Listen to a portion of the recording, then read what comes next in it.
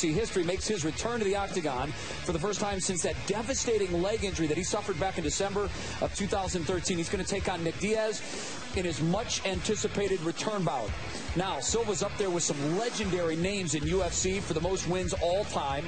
Right now, he's tied for third with 16 victories in his career. And with another win, the Spider would be just 2 behind George St. Pierre for the most in the sport's history. Max Bretos is all set up in Las Vegas, and he anchors our fight coverage for SportsCenter. Good day, Max. Hi, Jay. Hi, Hannah. Yeah, we're just up the road in Las Vegas, and as you touched on, he's back. This fight between Anderson Silva and Chris Weidman will be the biggest fight in UFC history. Speaking of kicks, that's what we're going to look for from Anderson. This might be the end of a great career. I'm back because I love my job. I love fight. Fight is my life. It's part of me. I'm in awe of this guy. I think that he is the greatest fighter to ever be involved in mixed martial arts. My legs strong. The training is not too much because I recover my leg step by step. God gives me one more chance, and I go back, and I'm so happy. So Silva says the leg feels strong, and it's all about the striking. But how will his opponent Saturday night, Nick Diaz, deal with that?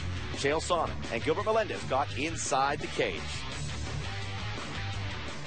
All right, I have been in the cage with Anderson Silva on 2 separate occasions. But, Gilbert, you have trained with Nick Diaz for about the last decade. What does Nick need to do to get his hand raised in this fight? Well, a very tight defense in the early rounds to stop the significant strikes of Anderson Silva. Now, Nick Diaz has a unique stance where he can be aggressive and walk forward, but still be elusive. So if he's coming forward and a kick comes, he can slip back and be in the face of Anderson Silva with a solid defense and continued eye contact. And he can walk forward, and if a jab comes, he can parry, come back in the face of Anderson Silva. And as well as if he's coming forward, he can block the hook and stay in the face of Anderson Silva. Now, in the later rounds, once he gets the rhythm going, his timing, and Anderson Silva's rhythm, he can start countering. So here comes the kick, he slips back, answers with the straight. Here comes the jab, he parries, answers with another jab. Here comes the hook, he blocks, answers with the straight.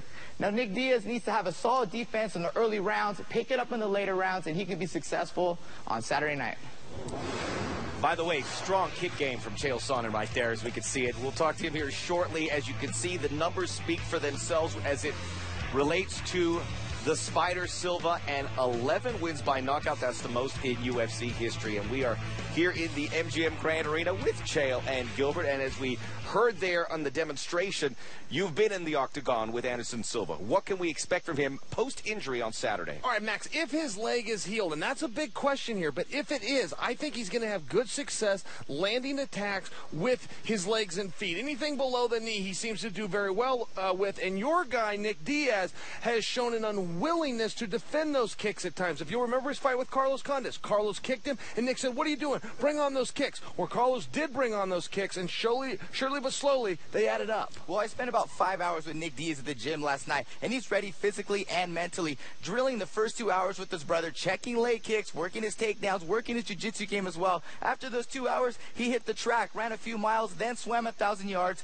sauna, jacuzzi, steam room, called it a night, had plenty of energy afterwards. Like most fighters, they struggle to make weight, and it's a problem. For Nick Diaz, that will not be a problem. As we mentioned, we have a very unique perspective with this fight. Good friends with Nick Diaz is Gilbert, and he'll be in his corner, so I can't get a prediction from you. I can get a prediction from you, though.